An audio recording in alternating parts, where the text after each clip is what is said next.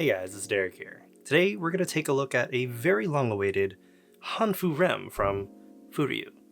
And we're going to see if she's worth that massive price tag. Let's go.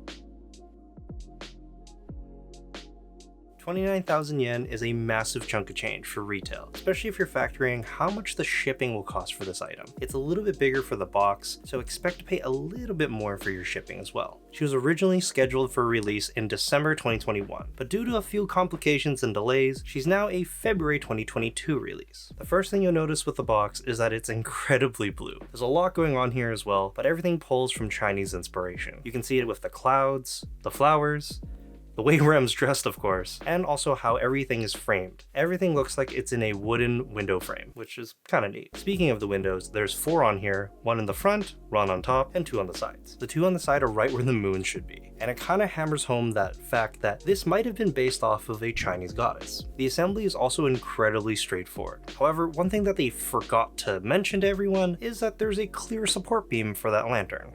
I didn't see that in any of the promotional material, so FuRyu, you need to explain yourself a bit. I do of course recommend you use the clear support beam because the weight of the lantern is a little bit heavy, so you might end up breaking or snapping her hand or the little twig that she's holding it by. Other than that, her design is pretty much flawless. You don't really see her feet in the front, and it kind of blends in and helps with that goddess-like feeling. She's pretty much floating. If you do want to spin her around to the back, you can see her legs and everything else, but that's completely up to you. As for the rest of her outfit, I counted about 6 different layers that are stacked on top of each other that really help give you that depth. It gives you a sense that every single layer is a different type of fabric because they put different textures there, and I would love more figures to have this type of detail incorporated in the future. Even though she's a 1/7 scale figure, she does have a bit of height to her, about 240 millimeters tall or 9.36 inches. And next to some other 1/7 scale Rems, she fits in just perfectly. If you are planning to display her in a Detolf cube, give her her own, just because she's a little bit bigger with the base and how the dress is made, so you don't want to put anything else in there to steal her shine, and also it's gonna get a little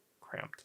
As for paint, I think FuRyu did a very good job. Everything's really well executed, and there's no real faults here at all. The only thing that you could kind of say is everything's just really, really blue. And that's probably the reason why they went with the metallic blue instead of a normal matte with a bit of purple shading. If they went with that, you wouldn't be able to see it. So maybe the metallic on there isn't so bad. It's grown on me. There's also heavy use of decals all throughout Rem's outfit here. However, it's very well done this time around. Nothing's really overlapping and there's no bleed through, so it's definitely a better quality decal job than what happened with my Oiran Rem, which is also from FuRyu. A definite highlight on this figure is all the golden accents. They didn't really skimp out here to make it feel very, very royal and rich, I guess. But my favorite part on this entire Rem is actually the lantern. There's a lot of beautiful airbrush work on here, and it's honestly kind of blowing me away. I love how the flowers are beautifully executed, and all those little beads or the pearls on there have a bit of inking, so it kind of separates them. But the thing that brings the lantern together is actually the yellow that's in the middle. It really brings in that feeling that it's glowing and is a real lantern. It's a very nice touch. I think overall this Rem is kind of hard to sell to someone who doesn't already love Rem, obviously, just because the price is a little bit higher. But I do think it is worth it.